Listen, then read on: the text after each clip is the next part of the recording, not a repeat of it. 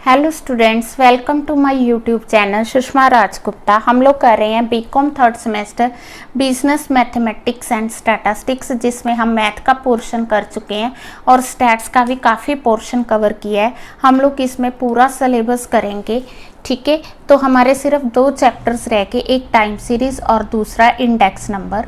आज हम time series chapter शुरू करने जा रहे हैं। तो सबसे पहले टाइम सीरीज़ होती क्या है? टाइम सीरीज़ वो सीरीज़ है जो कि डाटा को टाइम वाइज रिप्रेजेंट करती है, ठीक है। डाटा किस तरह का, जैसे हमें ईयर दिया, टाइम दिया हुआ है और हमें प्रोडक्शन दी है, ठीक है।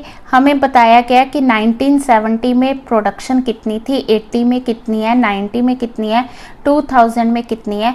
तो वो डाटा जो कि डेट वाइज रिप्रेजेंट किया जाता है, उसे हम क्या कहते हैं? टाइम सीरीज़ कहते हैं, जिसमें डाटा जो है डेट वाइज रिप्रेजेंट होता है। और इसकी खास बात है कि वो जो डाटा है दैट शुड बी होमोजीनियस। जब हम प्रोडक्शन की बात कर रहे हैं तो उसमें प्रोडक्शन ही होनी चाहिए, ठीक है ना, होमोजीनियस होना चाहिए।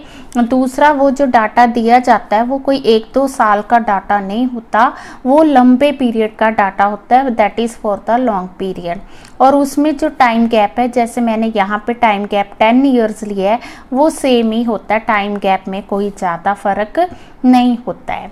देन ये जो डाटा है इसके अलावा इंटरपोलेशन में भी हेल्प करता है।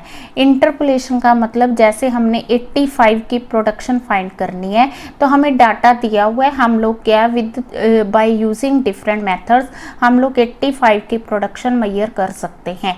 वो मेथड कौन से है, वही हमने टाइम सीरीज में सारे स्टडी करने हैं। तो ये इंटरपोलेशन मतलब बीच में से किसी भी डाटा, किसी भी टाइम पीरियड की प्रोडक्शन को फाइंड करने में हेल्प करता है। इम्पॉर्टेंस क्या है? इम्पॉर्टेंस, टाइम सीरीज़ की इम्पॉर्टेंस है कि ये करंट अचीवमेंट्स को, सबसे पहले तो करंट अचीवमेंट्स के बारे में बताता है। करंट अचीवमेंट्स मतलब 2019 में हमने कितनी प्रोडक्शन की है, 2020 की प्रोडक्शन कितनी है, 2020 में अप्रैल की प्रोडक्शन कितनी है, मई की प्रोडक्शन कितनी है, जून की प्रोडक्शन कितनी है। तो इस तरह से ये हमें करंट अचीवमेंट्स के बारे में बताता है सबसे पहले तो। दूसरा, ये हमें पास्ट बिहेवियर का भी एनालिसिस करने में मदद करता है। जैसे 2020 का हमने अप्रैल मई जून का डाटा लिया, उसी तरह 2019 का भी अप्रैल मई जून का हमें डाटा जो है दिया होगा।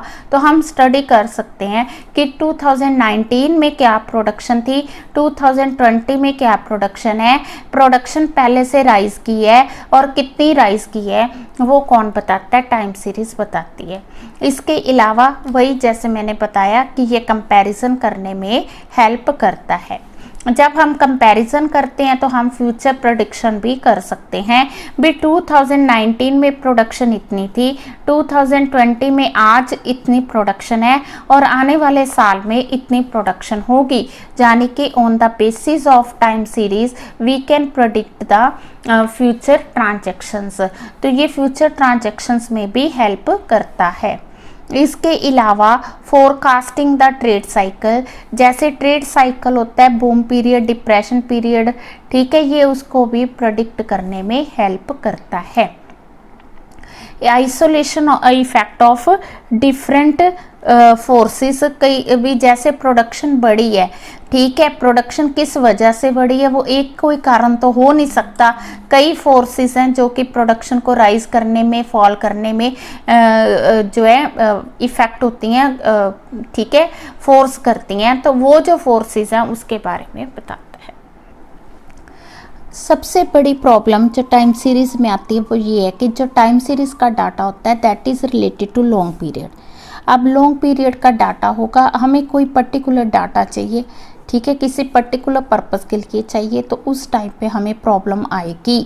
क्यों? क्योंकि हमें जो डाटा दिया हुआ है वो लॉन्ग पीरियड का दिया हुआ है, काफ़ी लेंथी डाटा, यू कैन से कि वास्ट क्वांटिटी में दिया हुआ है, तो उस टाइम पे प्रॉब्लम आती है, ठीक है। प्रॉब्लम क्या आती है कि जो जिस पर्पस के लिए हमें डाटा चाहिए वो अवेलेबल नहीं होता, ठीक है।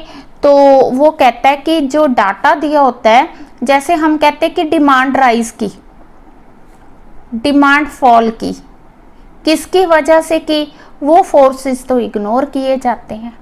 डिमांड अगर राइज करेगी तो उसके कई कारण होंगे, कई फैक्टर्स होंगे, हम लोग उन सारे फैक्टर्स को कंसिडर नहीं कर पाते, ये इसकी प्रॉब्लम है। ठीक है, देन जो फैक्टर्स इफेक्ट करते हैं डाटा को, दे आर नॉट रेगुलर, वो चेंज होते रहते हैं। ठीक है, तो अब हम कर रहे हैं कि जो टाइम सीरीज है इसके कंपोनेंट्स क्या हैं। कंपोनेंट्स मींस पार्ट्स कह लो आप, या कौन सी मतलब कि कई टाइप्स ऑफ टाइम सीरीज भी कह सकते हैं। सबसे पहले जो हम टाइम सीरीज की बात करते हैं, इसमें जो चेंजेस आते हैं, चेंजेस किस वजह से आते हैं। सबसे पहला सेकुलर ट्रेंड। अब सेकुलर ट्रेंड क्या है? सेकुलर ट्रेंड मतलब कि किस डाटा में चेंज आना, वो चेंज जो कि लंबे समय के बाद आता है, और ये जो चेंज होता है जनरल राइज और फॉल की वजह से होता है। ठीक है, और वो चेंज धीरे धीरे आ रहा है, हमें बिल्कुल पता नहीं चलता, हमें तब पता चलता है जब चेंज काफ़ी आगे चला जाता है। ठीक है, तो सेकुलर ट्रेंड वो ट्रेंड है जो कि लॉन्ग पीरियड ऑफ टाइम में आता है और जो कि जनरल राइज और फॉल ऑफ डाटा है। तो ये जो हमें ट्रेंड दिया हुआ है, ये मतलब कि धीरे धीरे जो है राइज कर रहा है, तो इसे हम क्या कहेंगे? Secular trend. ठीक है, ये फॉल का ट्रेंड दिया हुआ है। जो सेकुलर ट्रेंड है वो लीनियर भी हो सकता है, नॉन लीनियर भी हो सकता है। अब लीनियर हो गया कि अगर ये ट्रेंड एक लाइन में दिया हुआ है तो इसे हम लीनियर कहेंगे। ठीक है, अगर ये जो है कर्व में दिया जैसा कि ऊपर दिया हुआ है तो इसे नॉन लीनियर कहा जाएगा। ट्रेंड जो है वो लीनियर भी हो सकता है और नॉन लीनियर भी हो सकता है। सेकुलर ट्रेंड जैसा मैंने बताया आपको कि ये long off period of time में होता है और जनरल राइज और फॉल होता है। जैसे हम कह सकते हैं कि जो पेट्रोल के प्राइसेस हैं वो राइज कर रहे हैं और बड़ी स्लो राइज कर रहे हैं, तो ये सेकुलर ट्रेंड हो गया, rise in price of the patrols. अब इसका फ़ायदा क्या है, यूजेस क्या है? सबसे पहला फ़ायदा ये होता है कि हमें जनरल ट्रेंड का पता चल जाता है।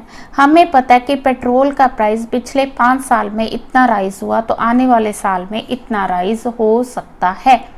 वी कैन स्टडी, इसमें हम शॉर्ट टर्म मूवमेंट्स भी देख सकते हैं कि 1 महीने बाद चेंज कितना हो सकता है, 6 मंथ्स के बाद कितना चेंज हो सकता है, तो हम शॉर्ट पीरियड मोमेंट्स भी स्टडी कर सकते हैं और ये प्लानिंग करने में हेल्प करता है। ठीक है ना, हमने किसी भी चीज़ की प्लानिंग करनी है, रिगार्डिंग पेट्रोल ही करनी है, तो हम इजीली प्लान कर सकते हैं। और इसके अलावा हम डाटा को कंपेयर भी कर सकते हैं। सेकुलर ट्रेंड जो है डाटा को कंपेयर करने में मदद करता है।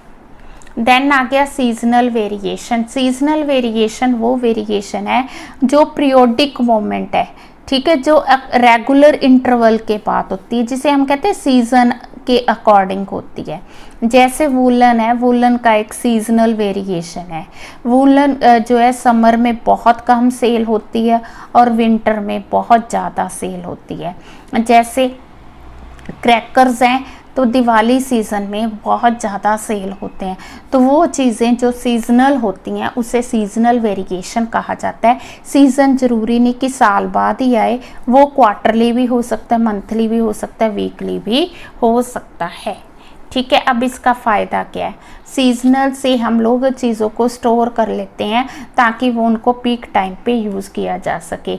जैसे जो हौजरी बनाते हैं, जो वूलन गारमेंट्स बनाते हैं, वो जून में जो है मैन्युफैक्चरिंग शुरू कर देते हैं क्योंकि उनकी नवंबर से सेल होनी शुरू होती है। सेल उनकी नवंबर से होती है, तो वो क्या करना शुरू कर देते हैं, उसको स्टोर करना, बनाना शुरू कर देते हैं ताकि नवंबर दिसंबर में जब सीज़न आए इमीडिएट उसकी सेल हो जाए। ठीक है, अब जो सीजनल है वो नेचुरल भी हो सकता है, मैन मेड भी हो सकता है। नेचुरल सीजनल कैसे? जैसे गर्मी होगी, सर्दी होगी, बारिश होगी, ये नेचुरल होके। अम्ब्रेलाज की सेल जो है रेनी सीजन में होती है, रेन कोट की सेल रेनी सीजन में होती है, तो वो क्या होगी? Natural factors. Man made factors होके जो हैबिट, कस्टम, फैशन के अकॉर्डिंग होते हैं, जैसे दिवाली, दशहरा, लोहड़ी, तो ये हो गए मैन मेड फैक्टर्स। दिवाली में जो दिवाली के प्रोडक्ट्स हैं जैसे क्रैकर्स हो गए, स्वीट्स हो गए, तो तब उन चीज़ों की सेल ज़्यादा होती है। साइक्लिकल वेरिएशन, साइक्लिकल वेरिएशन हर एक चीज़ में होता है, ठीक है ना। तो टाइम सीरीज में भी साइक्लिकल वेरिएशन है, प्रोडक्ट्स में भी, हर एक चीज़ में होता है। कोई भी बिजनेस है, ये मैं प्रोस्पेरिटी लाइन ले रही हूँ, ठीक है, और ये जो है नॉर्मल लाइन है। बिजनेस शुरू नीचे से होता है, नीचे से शुरू होके ये यहाँ तक पहुँच गया, यहाँ पे क्या प्रोस्पेरिटी है। जब कोई भी बिजनेस अपने पीक पे पहुँचता है, प्रोस्पेरिटी पे पहुँचता है, तो क्या होता है कि उसको देख के ना लोग उसको वही बिजनेस स्टार्ट कर देते हैं। वो क्या होता है कि फिर डाउन होना शुरू हो जाता है, ठीक है। उसके कंपटीटर आ जाते हैं, वो कंपटीटर कुछ ऐसी चीज़ लेके आते हैं कि जो कंज्यूमर है उस चीज़ को लाइक करना शुरू कर देता है और इसका डाउनफॉल शुरू हो जाता है। ये डाउन आता है, डिक्लाइन करता है, डिक्लाइन करके बिल्कुल नीचे आ गया, जहाँ पे क्या है डिप्रेशन पीरियड। जब ये बिल्कुल नीचे आ गया, इसको लगा कि मैंने तो मूव करना है, मैंने आगे बढ़ना है, तो वो क्या करेगा, अपने कंपटीटर्स को देख के उनको स्टडी करके कुछ नई चीज़ लेके आएगा। जब ये कोई नई चीज़ लेके आएगा फिर ये रिकवरी करेगा, रिकवरी करके फिर ऊपर जाएगा। मतलब इस तरह से हमारा जो है साइकिल चलता रहता है। इसको बोलते हैं साइक्लिकल वेरिएशन। तो जो टाइम सीरीज है that is also affected by cyclical variations, ठीक है। टाइम सीरीज हमने किया, सबसे पहले सेकुलर ट्रेंड से इफेक्ट होती है, दूसरा सीजनल से, तीसरा किससे, cyclical variation is also part of, you can say किस time series and that is affected by time series, जो मर्जी कह सकते हो। यूजेस क्या है। अब ये जो साइक्लिकल वेरिएशन है ये बिजनेस पॉलिसीज तैयार करने में मदद करता है। हम देखते हैं कि हमारा बिजनेस कौन सी स्टेज पे ग्रो कर रहा है, तो हम उस अकॉर्डिंग बिजनेस पॉलिसी तैयार करते हैं। जब हम यहाँ बैठे होते हैं तो हमें देखना होता है कि हमारा कोई कंपटीटर तो नहीं आगे आ रहा। अगर कोई कंपटीटर आ रहा है तो हमें पॉलिसीज उस हिसाब से बनानी चाहिए कि वो हमें नीचे ना आने दे, ठीक है। अपने आप को यहाँ पे स्टेबल रखना है तो हमें उस अकॉर्डिंग पॉलिसीज तैयार करनी होंगी, ठीक है। अगर हम ग्रो कर रहे हैं तो उसके अकॉर्डिंग होगी, अगर फॉल कर रहे हैं तो हमें फिर मतलब पॉलिसी इस तरह से बनानी होगी कि हम रिकवरी तक पहुंचे। तो कहने का मतलब ये है कि ये जो साइकिल्स है ये हमें पॉलिसीज बनाने में मदद करते हैं। ये फ्यूचर बिहेवियर क्या होगा हमारा, हम लोग कौन सी स्टेज में हम राइज कर रहे हैं कि फॉल कर रहे हैं। फॉल कर रहे हैं तो हम राइज करेंगे, राइज कर रहे हैं तो हमने फॉल करने से बचना है। तो फ्यूचर बिहेवियर के बारे में हमें एस्टिमेट्स देता है। और इसके अलावा ये जो फ्लक्चुएशंस है इररेगुलर हैं, ज़रूरी नहीं कि हम फॉल राइज करके यहाँ फॉल करेंगे। अगर हमारी जो पॉलिसीज़ है, हमारी प्लानिंग कितनी अच्छी है, हमारा जो एनालिसिस है अपने कंपटीटर्स का, वीक कंपटीटर आगे तो नहीं बढ़ रहा, हम उसको साथ साथ एनालिसिस कर रहे हैं, तो हम जल्दी से फॉल नहीं करेंगे। ये जो फ्लक्चुएशंस है ज़रूरी नहीं रेगुलर हैं, इररेगुलर भी हो सकता है। अब दोनों में डिफरेंस क्या है। जो साइक्लिकल फ्लक्चुएशन है वो 1 साल से ज़्यादा का होता है। हमने देखा ना बिजनेस पीरियड है पहले, और ये डिपेंड भी करता है product to product, business to business depend करता है। किसी का साइकिल जो है वो 5 साल 10 साल हो सकता है, किसी का साइकिल 2 साल हो सकता है, तो वो डिपेंड करता है बिजनेस पे। तो साइकिल होगा ज़्यादा 1 से ज़्यादा साल का, पर जो सीजनल वेरिएशन है वो 1 साल के अंदर हो जाता है। साइक्लिक को हम एस्टिमेट नहीं कर सकते, बट सीजनल को हम एस्टिमेट कर सकते हैं, ठीक है। तो यहाँ पे मैं एग्जांपल लेना चाहूँगी नोकिया मोबाइल्स और सैमसंग मोबाइल्स की। जो 90s का पीरियड नहीं 2000 का पीरियड था, तो नोकिया जब आया, मोबाइल्स आए, तो नोकिया का मोबाइल सबसे अच्छा चल रहा था। वो एकदम से आया और पीक पे पहुँच गया। जब वो पूरे पीक पे था तो सैमसंग जो है, सैमसंग ने आके नए प्रोडक्ट लेके आए, इतने अच्छे सॉफ्टवेयर वो लेके आया कि क्या हुआ कि उससे नोकिया जो है उसने फॉल करना शुरू कर दिया। तो जब भी मतलब यहाँ पे जो साइक्लिकल फॉल आया उसको कई बार बंदा एस्टिमेट ही नहीं कर पाता कि अब ये फॉल आने जा रहा है, पर जो सीजनल वेरिएशंस हैं उनको हम एस्टिमेट कर सकते हैं। हमें पता है कि अब दिवाली का सीज़न आना है, अब राखी का सीज़न आना है, अब विंटर सीज़न आना है, तो उनको हम एस्टिमेट कर सकते हैं। साइक्लिकल जो है इकोनॉमिक एक्टिविटीज़ की वजह से होता है, और सीजनल जो है वेदर की वजह से हो सकता है और मैनमेड की वजह से हो सकता है। ये पूरी इकोनॉमी को इफ़ेक्ट करता है, ये डिफरेंट ऑक्यूपेशंस को इफ़ेक्ट करता है।